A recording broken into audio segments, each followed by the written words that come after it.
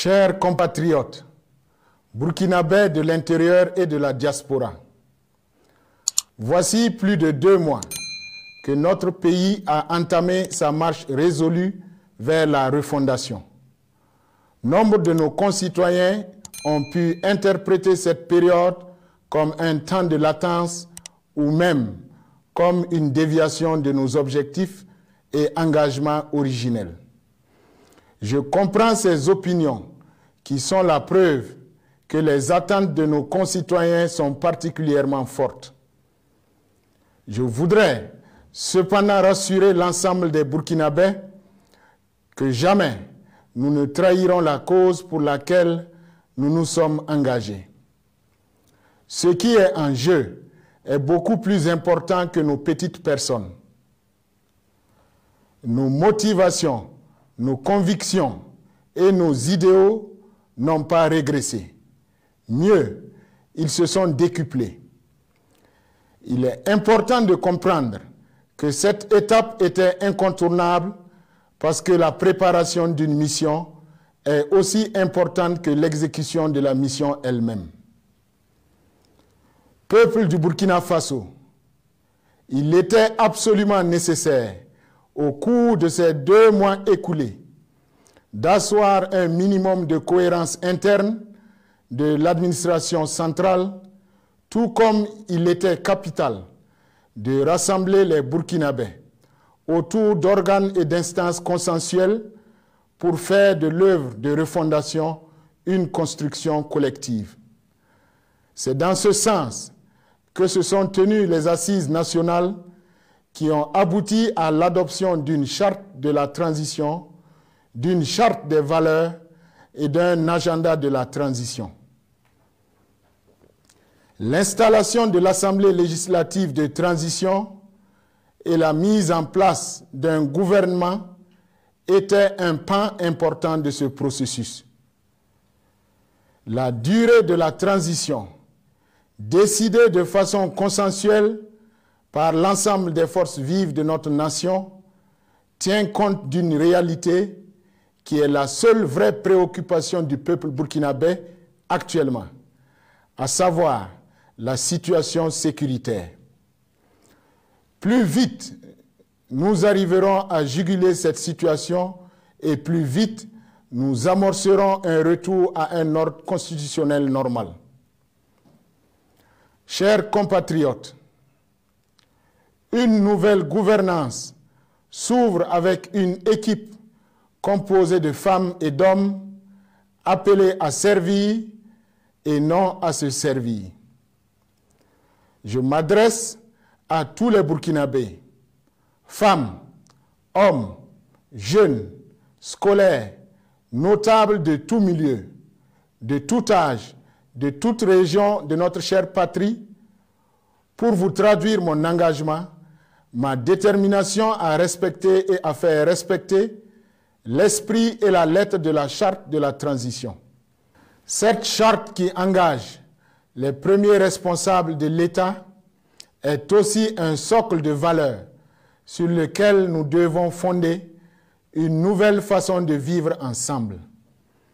Elle nous oblige tous à envisager l'avenir dans le respect des libertés individuelles et collectives, dans le respect de l'intérêt général, dans la prise en compte de toutes les catégories socio-professionnelles de notre pays. C'est pourquoi j'invite les partenaires du Burkina Faso et la communauté internationale à accompagner et à soutenir le peuple burkinabé dans sa lutte contre le terrorisme afin que soient réunies le plus rapidement possible les conditions d'organisation d'élections libres, transparentes et sécurisées. Aucune fixation ne doit être faite sur la durée retenue pour la transition parce qu'elle pourrait être révisée si la situation sécuritaire s'améliorait dans les mois à venir dans les zones à fort défi sécuritaire. Chers compatriotes, la sécurité est le premier objectif de nos actions et restera notre combat de tous les jours pour un retour de la paix et de la stabilité. Notre détermination dans ce combat contre l'insécurité et le terrorisme est indéfectible. Les opérations de sécurisation en cours avec la réorganisation de nos forces de défense et de sécurité promettent de meilleurs résultats avec le concours de toutes les forces vives des localités et des régions. C'est pourquoi j'adresse à l'ensemble de nos forces de défense et de sécurité et aux volontaires pour la défense de la patrie qui poursuivent inlassablement et courageusement leur mission de sécurisation tous mes encouragements. Même s'il nous arrive de prendre des coups, comme cela a été le cas encore récemment, les coups que nous portons et porterons en retour à l'ennemi seront plus redoutables. C'est la raison pour laquelle nous devons résolument porter notre action vers une marche en avant pour combattre et reprendre le terrain. Conscient des difficultés que rencontrent nos hommes sur le terrain, j'ai donné instruction pour la mise en route d'importants projets d'équipement dans différents secteurs afin de renforcer davantage les capacités opérationnelles des forces engagées. La recrudescence des attaques terroristes ces derniers temps ne peut pas et ne doit pas être lue comme le signe de l'inaction ou de l'inefficacité de ce que nous sommes en train de déployer sur le terrain. Si l'impatience des Burkinabés est légitime, elle ne doit pas se convertir en doute ni en peur, parce que notre stratégie pour recouvrer l'intégralité de notre territoire ne souffre d'aucune imprécision. Les premières actions pour agir directement sur les facteurs du terrorisme dans notre pays sont déjà en cours. Il s'agit d'une combinaison d'actions civiles et d'actions militaires qui vont mobiliser et impliquer des acteurs importants de la vie de nos communautés. Le but est d'aménager des passerelles pour permettre à ceux qui, par naïveté, par appât du gain, par contrainte ou par désir de vengeance, ont été entraînés dans une spirale extrémiste qui ne leur procurera ni le salut ni la gloire des héros. Comme nous l'enseignent nos traditions, ainsi que les saintes écritures, seuls les justes et ceux qui se battent pour des causes nobles peuvent prétendre au salut éternel. Je formule le vœu que nos frères qui se sont perdus entendent et comprennent le sens et la portée de ce message. Aucune raison n'est suffisante pour justifier le fait que des fils ou des filles de la terre de nos ancêtres, perdus dans des logiques de violence qui risquent de provoquer l'effondrement du pays. La stabilisation du Faso ne passera pas seulement par des combats.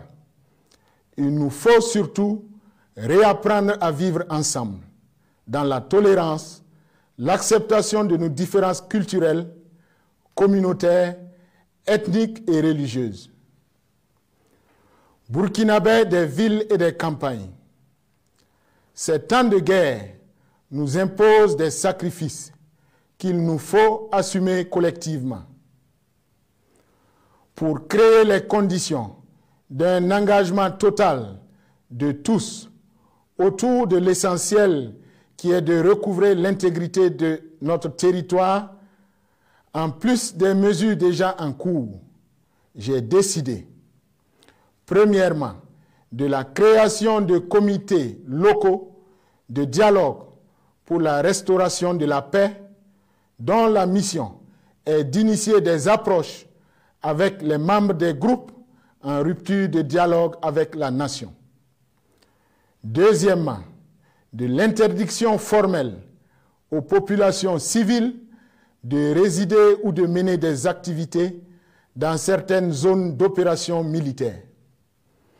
Troisièmement, de la restriction des manifestations à caractère politique ou associatif de nature à perturber l'ordre public ou à mobiliser des forces de sécurité dont la contribution serait plus opportune au front. Quatrièmement, du démarrage effectif de l'opération des audits dans l'administration publique et dans les sociétés d'État. Les travaux d'audit ont d'ailleurs commencé ce jour, 1er avril 2022. Et enfin, de l'organisation d'une journée de prière pour la paix et la réconciliation dans notre pays. Mes chers compatriotes, il n'est dans l'intérêt de personne de restreindre volontairement les libertés chèrement acquises par notre peuple. Certaines mesures déjà édictées et d'autres à venir susciteront probablement des grincements de dents. Mais c'est le prix à payer pour sortir notre pays de l'ornière.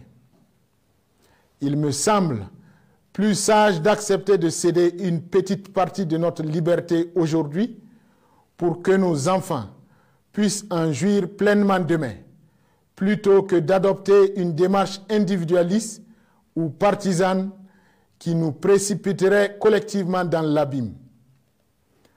J'appelle une fois encore l'ensemble des Burkinabés à faire preuve d'intelligence collective et à se mettre en ordre de bataille derrière les forces de défense et de sécurité.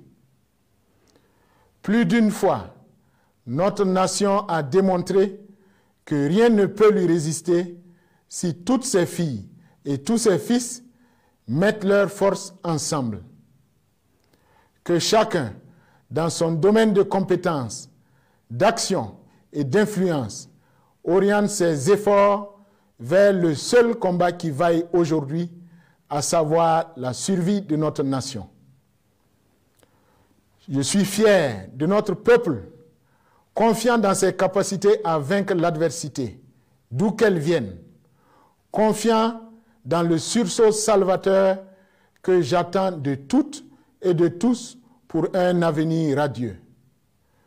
Je voudrais vous donner l'assurance que le navire Burkina Faso ira à bon port avec le soutien et l'abnégation de tous pour la restauration de la sécurité, de la paix et de la stabilité dans une gouvernance vertueuse et apaisée.